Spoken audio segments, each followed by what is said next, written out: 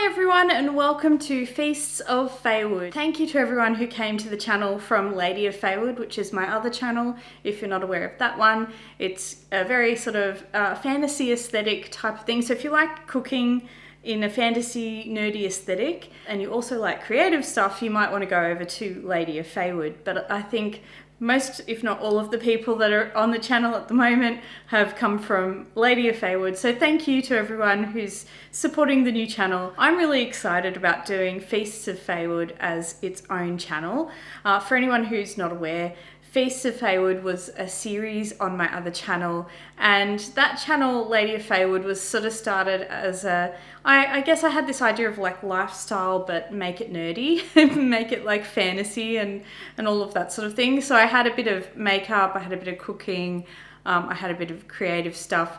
But realistically, it really became a creative channel. It's still going, by the way, but it's definitely, I'm honing it in to be more just about creative projects. And I was kind of sad to do that and not have Feasts of Faewood anywhere.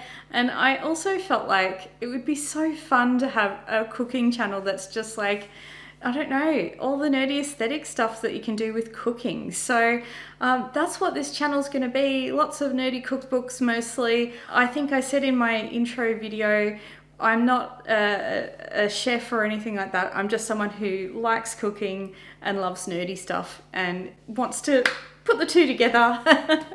And I hope you're along for the ride. So today I really want to do something that's inspired by the Lord of the Rings series that's been out recently.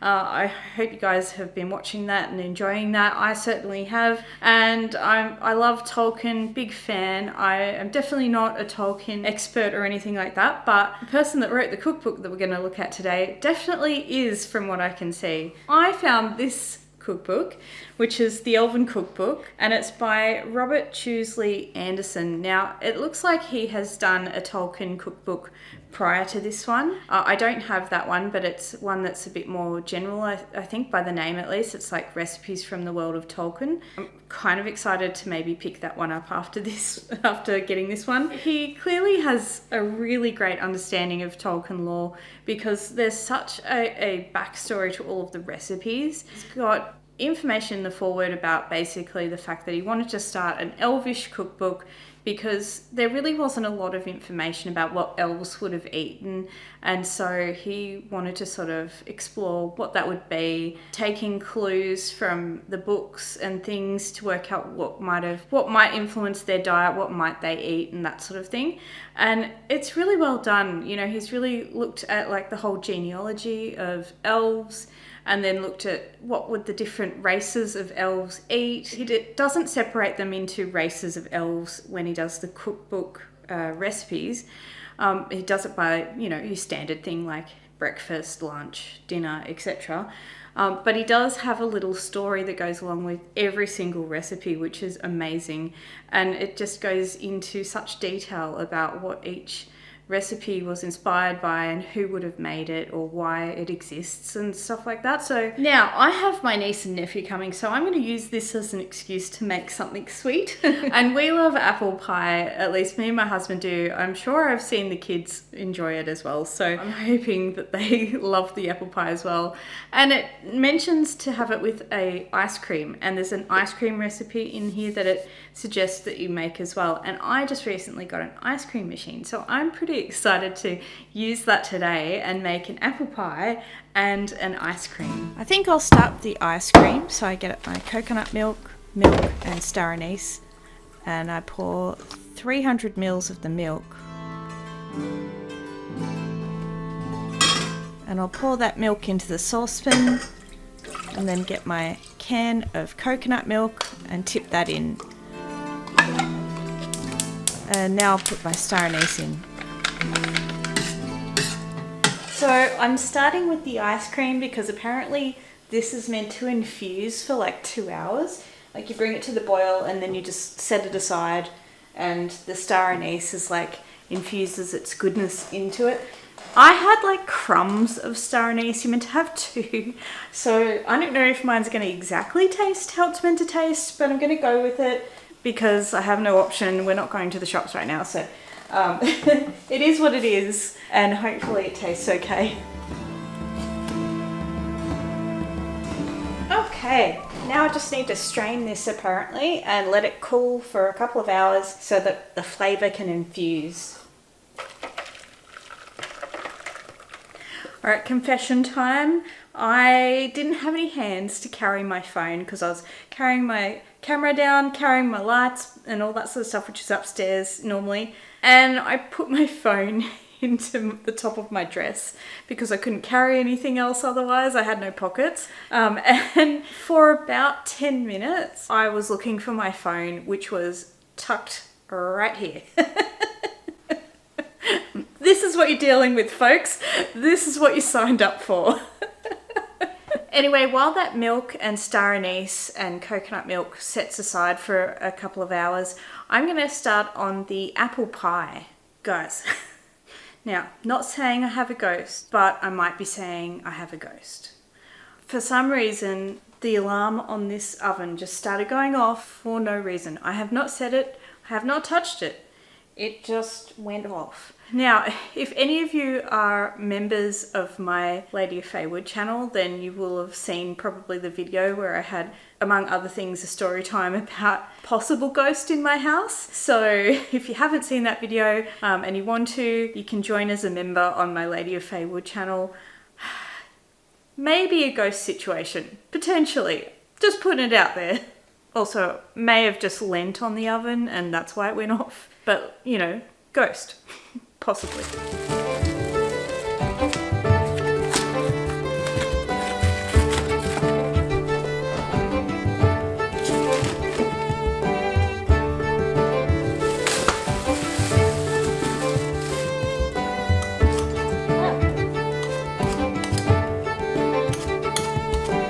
It said 5 or 6 apples or a kilo of apples, so I thought I'd better just weigh them and make sure.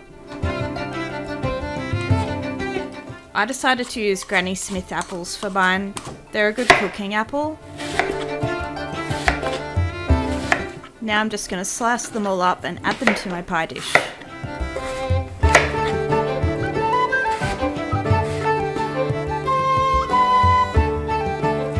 Now, interestingly, there's a sugar mix that you make up and sprinkle over the top. I would have thought you would probably toss them in sugar, but I'm going to follow the recipe and do what it says. So I'm going to zest this orange. Now I need to measure out 100 grams of sugar.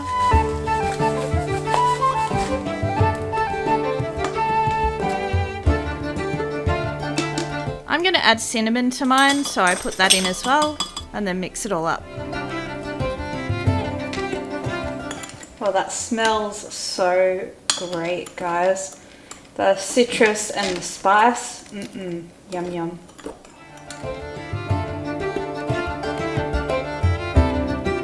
Nearly forgot the cloves. Apparently I need to put 3 of them into this mixture, but I don't know how that's going to go actually in the pie because, you know, it's not going to be evenly distributed. So we'll see.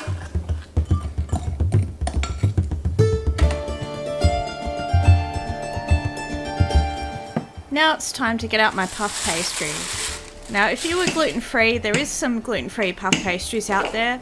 I must admit I haven't tried them, so you guys have to let me know how it is. And then I need to brush some egg around the edge, so I'll do that.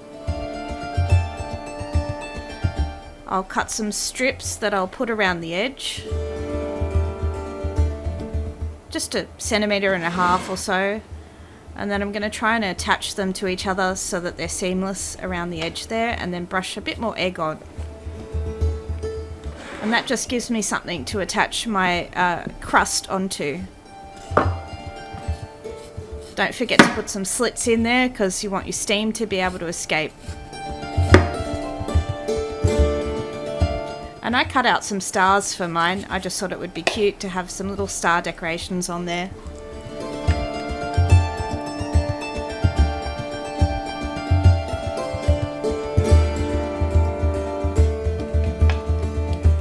And I brush it all with egg, including the stars as well.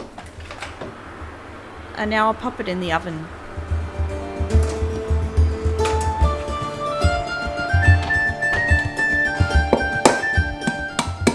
Now while that does its thing, I'll just crack open my eggs for my ice cream. I need 5, so I use the shell to separate the egg yolks and the egg whites from each other and just pop them in the bowl.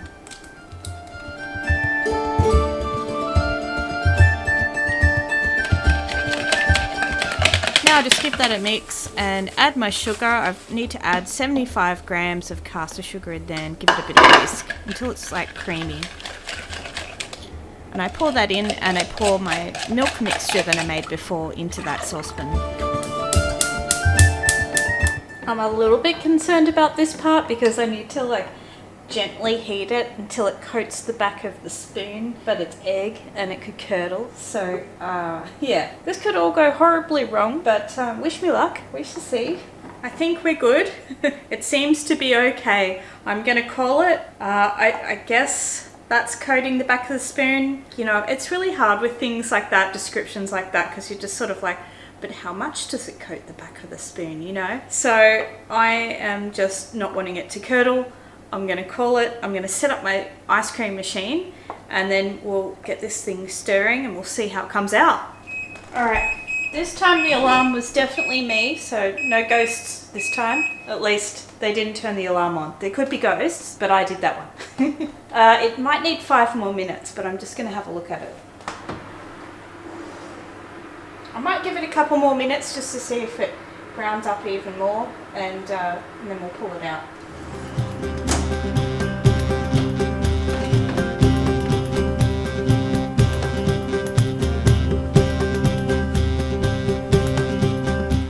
Well, it looks pretty good to me. We'll have to try it once the ice cream's done. Oh right, this is my little ice cream machine. And I need to turn it on before I start pouring anything into it because otherwise things freeze way too quickly.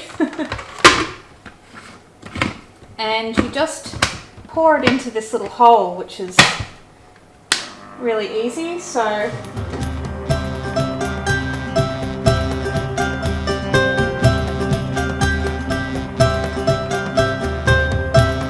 now apparently this can take up to half an hour depending on the mix. I feel like this one might take a bit longer because it's still warm from having been on the stove top, so we'll see. I'll let it go for a little bit and we'll come back and we'll see what happens. Well guys, I think the ice cream's a bit of a fail. It doesn't look like it's turned into ice cream and it's been on for ages, so I'm gonna have to call it. I'll give it a taste. Maybe I'll put it in the freezer, see what happens. Maybe it'll turn into ice cream at that point, but right now it's not looking very ice cream like. Yeah, that is just liquid. I think what I needed to probably do was just to put the mixture in the fridge for a while before I started to try and make ice cream, but I didn't. I put it straight in and yeah, I can sort of, there's like little ice crystals in there, but that's it.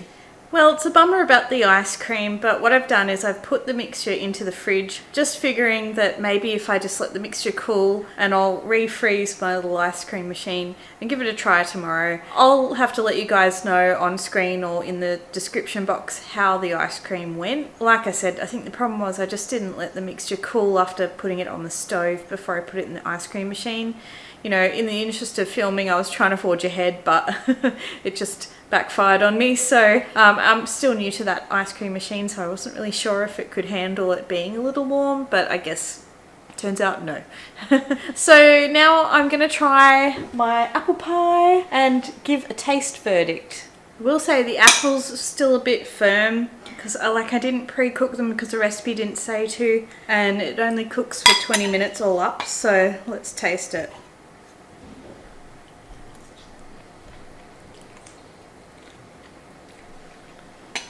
Oh, whoa. The other thing I will say too is that because I was like sprinkling the sugar on top like it said to, I just got a whole mouthful of that sugar with the spices and everything in one mouthful, and I don't think the rest of it has, like, it hasn't seeped through. So if I was going to do a recommendation, it would be, you know, coat the whole thing in it, chop up all your apple, put in your sugar spice mix and really coat everything in all of that flavour first and then put it in. I think also I would say I wouldn't use whole cloves because there's going to be 3 cloves floating around in the pie. Personally, I think I would use ground clove. I think the apple could have done with a bit more, so maybe because, you know, the pastry cooks so quick, you probably do need to, I don't know, either microwave or parboil the apples or something first just to make them a bit softer. They're not bad. I just think I like a softer apple when it comes to apple pie, and I couldn't really cut through it really easily. I will say on the recipe front, I'm not convinced, but I'm not going to judge it too harshly too soon because I have literally only tried 2 recipes. The flavour of the mixture for the ice cream is nice, so I feel like once it's finally in ice cream form, it'll be really nice. I just need to wait for it to really cool down, and so I'll give that another try. I feel like the apple pie is nearly there. It just needs a few tweaks to really make it good. You know, I think then it'll be quite a nice apple pie. I can't wait to try some of the other things in the cookbook. I feel like there will be some really nice recipes in there. You know, I do like the apple pie. I just feel like a little tweak here and there could have improved it a bit more. I will also say though, I've just realised looking in there that like there's a whole ton of liquid in there from the apple. You know, the apple's got a lot of fluid in there and it was sort of cooking and becoming liquidy. I don't know if that's going to be good or bad because it's like literally watery. It hasn't sort of become saucy or anything like that. It's like firmer bits of apple with some watery stuff. So I haven't made a lot of apple pies yet, so if anyone knows, if anyone's made a lot of apple pies and has some tips, let us know. I think the cookbook is really good though still, just because it is great for Tolkien fans. I'm sure there's going to be some other good recipes in there. I'll have to give it another try, see if I can make some other things, maybe some savoury dishes, and see how they turn out, and yeah, report back. Or potentially do another video where we try a couple more things. Maybe we start looking at the savoury side of that recipe book. Well guys, I'm feeling slightly defeated today. The recipes didn't turn out exactly how I wanted them to, but it's possibly slightly failure on my, well, I know some of it's failure on my end, especially with the ice cream. So we're definitely going to have to cook another day and see what happens. But I hope you've enjoyed this very first episode of Feasts of Faewood. I am really looking forward to seeing what happens with the channel. I've already bought a bunch of really fun cookbooks, so I'm keen to share some more things with you guys. And yeah, hit subscribe if you think you'll be into some more of this nerdy fantasy aesthetic cooking. For the rest of you, I'll see you next time in Feasts of Faewood. Bye guys. Seriously, should I pour that out? I really don't know. Allow to cool. Yep, should have done that. Should have done that. Of course.